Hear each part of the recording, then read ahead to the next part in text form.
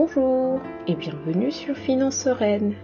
Finances Sereines est une chaîne qui va vous permettre d'aborder vos finances sous un nouvel angle, afin de vous construire un avenir serein. Pour cette toute première vidéo, je vais commencer par une revue littéraire.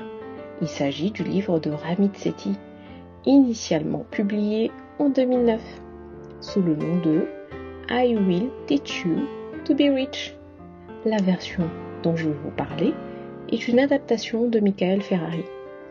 Cette adaptation contient des astuces pratiques pour mettre en place une vie riche. Il y est également proposé un programme de 6 semaines pour reprendre en main le contrôle de sa vie financière.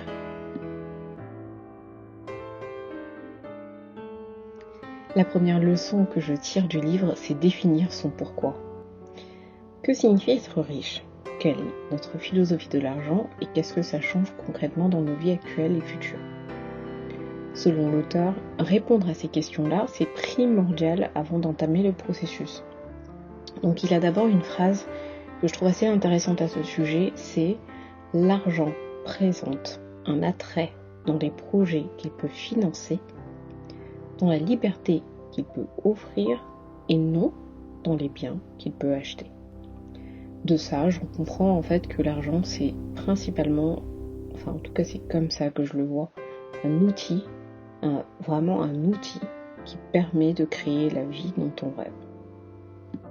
Donc à partir du moment où on a défini quel était réellement notre intérêt vis-à-vis de la richesse, on peut se demander ce que ça veut dire matériellement. Est-ce que c'est voyager plus souvent ? Est-ce que c'est s'assurer une liberté financière au-delà de d'une activité salariée ? Pour ma part, c'est vraiment ce dernier point qui est vraiment important. Ce que je souhaite, c'est de pouvoir m'assurer une liberté financière qui me permette de ne pas dépendre uniquement de mon activité de salarié. Donc il faut définir clairement ce qu'on veut que l'argent nous apporte.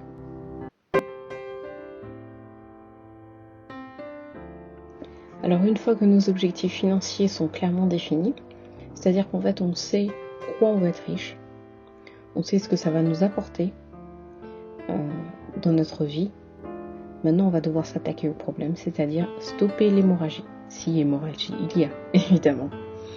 Donc pourquoi ? Parce qu'une richesse financière avoir une richesse financière et avoir des dettes, ça ne fait pas bon ménage. En effet, plus notre dette est importante, plus il va falloir qu'on crée des moyens financiers pour pouvoir la résorber. Ça veut dire que on va être dans une sorte de cercle vicieux dont la seule façon d'en sortir, c'est de se libérer des dettes. Donc, comment on va faire ? On va lister l'ensemble des dettes que l'on a. Qu'est-ce qu'on a comme dette ? Par exemple, un découvert, des crédits à la consommation, un crédit immobilier, par exemple. Une fois qu'on a vraiment fait ce travail-là, en fait, ça permet d'identifier clairement quel est notre niveau d'endettement, de comprendre où va nos revenus et peut-être même de comprendre l'origine de ces revenus. C'est-à-dire que peut-être qu'on va mettre le doigt sur pourquoi chroniquement on est à découvert, pourquoi on a contracté ce crédit à la consommation, cet autre crédit à la consommation, etc. Et en fait, ça permet vraiment de prendre du recul sur cette situation financière au lieu juste de la subir, d'essayer de trouver des moyens correctifs chaque mois, mais de ne pas y arriver. C'est pas un travail facile, loin de là. Par contre, ça permet vraiment d'ouvrir les yeux sur la situation financière et pourquoi pas, et pourquoi on n'en sort pas plutôt, malgré tous les efforts qu'on pense faire. Une fois qu'on a identifié nos dettes, on va chercher à les rembourser au plus vite. Comment on va faire ? On a 2 stratégies pour ça. La première s'appelle la méthode boule de neige. Cette méthode permet de s'attaquer à la plus petite dette, c'est-à-dire la dette qui a le plus petit montant restant dû. C'est la méthode des petits pas, en fait. Cette méthode, elle a l'avantage d'être motivante car elle donne rapidement un sentiment de progrès et d'indépendance financière. Parce qu'on va commencer petit, on va avancer avec le temps, on va s'attaquer de plus en plus à nos dettes les plus importantes. Et en fait, le fait d'avoir des petites victoires va conforter notre cerveau dans le progrès. C'est-à-dire qu'on va vraiment sentir qu'il y a quelque chose qui se passe financièrement et qu'on y arrive. La deuxième méthode, c'est la méthode dite avalanche. C'est celle qui s'attaque à la dette qui a le taux d'intérêt le plus élevé. Mathématiquement, une dette qui a un taux d'intérêt élevé vous fait payer plus d'intérêt, tout simplement. Si on a emprunté un capital de 5 000 € avec un taux d'intérêt à 5% pour l'un et un taux d'intérêt à 8% pour l'autre, on comprend bien que celui qui va nous coûter le plus cher en termes d'intérêt, ce sera celui qui a le taux d'intérêt à 8%. Donc cette méthode avalanche, elle va dire, j'ai deux dettes, par exemple. Une qui a un taux d'intérêt qui est élevé et une autre qui a un taux d'intérêt que je peux accepter. Donc ce que je vais faire, c'est que je vais m'attaquer à payer ma dette qui a le taux d'intérêt qui est le plus élevé. Donc ça veut dire qu'à terme, je vais payer moins d'intérêt. Mais par contre, ça demande vraiment une discipline financière. Parce que ça veut dire qu'il faut construire un vrai programme dans lequel, en fait, on va devoir réduire assez drastiquement nos moyens, en fait, pour dégager plus d'argent pour pouvoir payer cette dette-là. Quelle que soit la méthode que vous choisissez, il vous faudra, dans tous les cas, passer par la liste des dettes. Ensuite, de vous demander quel est psychologiquement ce qui s'adapte le mieux à vous. Et une fois que vous avez ces deux aspects-là, donc listez vos dettes et identifiez quelle est votre méthode quelle est la méthode qui vous conviendra le mieux, là vous allez pouvoir établir un budget.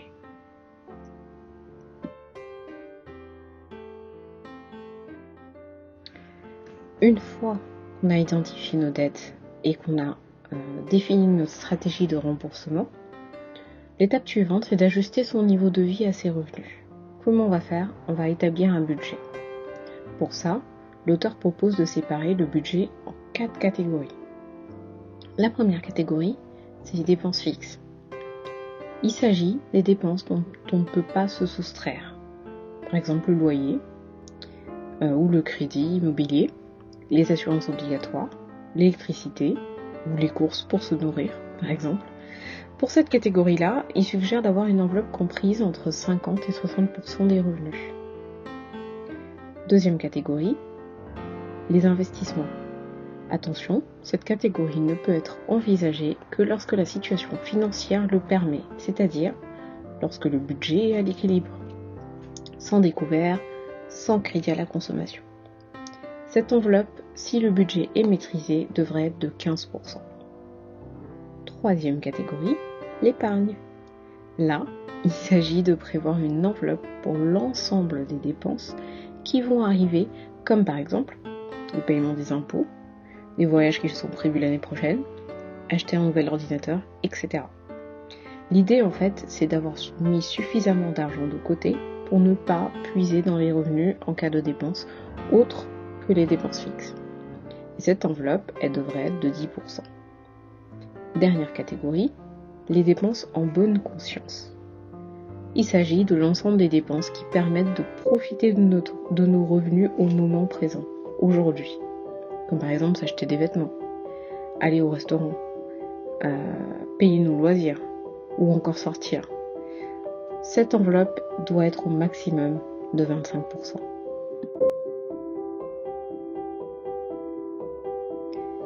Alors dernière étape, investissez. Pour ça, il est important d'avoir tenu un budget à l'équilibre de manière régulière et sur une période suffisamment longue, par exemple 3 à 6 mois. Si votre budget est à l'équilibre, là vous pouvez vraiment commencer à penser à investir. Pourquoi ? Parce que lorsqu'on investit, on a un engagement à long terme qu'on fait de soi à soi. C'est-à-dire que on s'engage aujourd'hui à investir pour répondre à nos besoins du futur. Donc c'est pour ça que c'est important de définir une cible. Pourquoi on investit ? Est-ce que c'est pour l'apport d'une maison? Est-ce que c'est pour préparer sa retraite? Est-ce que c'est pour préparer les études de ses enfants, par exemple? Une fois qu'on a défini la cible, on peut s'interroger sur le temps que ça va prendre. 3 ans, 5 ans, 10 ans. Quel est notre horizon d'investissement? Définir l'objectif et l'horizon d'investissement permet de s'orienter vers le support d'investissement qui est le plus adéquat. Si l'investissement est plutôt orienté vers de l'assurance vie, un compte titre ou un PEA, parce que pour le coup, en ce qui concerne les supports d'investissement, il y en a quand même pas mal sur le marché. Donc si vous voulez une vidéo qui est dédiée, qui vous explique à quoi sert chacun de ces supports qui existent, je peux vous en faire une, il n'y a pas de sujet. Donc si c'est que ce soit plutôt orienté assurance vie, plutôt compte titre ou plutôt PEA, c'est vraiment vous qui décidez. Il faut que vous appreniez à vous connaître. Est-ce que vous êtes prêt à prendre des risques? Dans quelle mesure vous êtes prêt à prendre des risques et quelles sont vos limites? Toutes ces étapes sont vraiment indispensables pour définir vos investissements. Donc voilà, moi j'ai vraiment partagé avec vous toutes les leçons que j'ai tirées du livre. Je l'ai vraiment trouvé intéressant et pratique. C'était la première fois que je lisais un livre vraiment orienté finances personnelles. Moi j'ai un parcours très scientifique, mathématiques scientifiques, donc ce sont des choses qui me parlent vraiment. Donc si vous avez besoin que je vulgarise ces termes-là, il n'y a pas de problème, dites-le moi en commentaire. Dites-moi aussi en commentaire si, 1, ça vous parle, est-ce que vous avez déjà mis en place des choses comme ça dans votre vie et comment vous y êtes arrivé. Et 2, qu'est-ce que vous avez pensé du livre si vous l'avez lu et quelles leçons vous en avez tirées. Parce que moi je vous parle uniquement des leçons que j'ai tirées du livre. Donc j'espère que cette première vidéo vous a plu, que ce sera la série, une première d'une longue série de vidéos financières. Donc vous trouverez également, j'ai conçu un outil de suivi de budget que vous allez avoir en lien dans la barre d'infos. Cet outil il est vraiment complètement gratuit, vous pouvez l'utiliser comme vous voulez, en version électronique ou le modifier à souhait, ou sinon l'imprimer. Je vous montrerai dans la prochaine vidéo comment l'utiliser, comment moi je l'adapte à mon budget et qu'est-ce que j'en fais concrètement. Donc voilà, donc je vous dis à très bientôt pour une nouvelle vidéo. Merci, au revoir.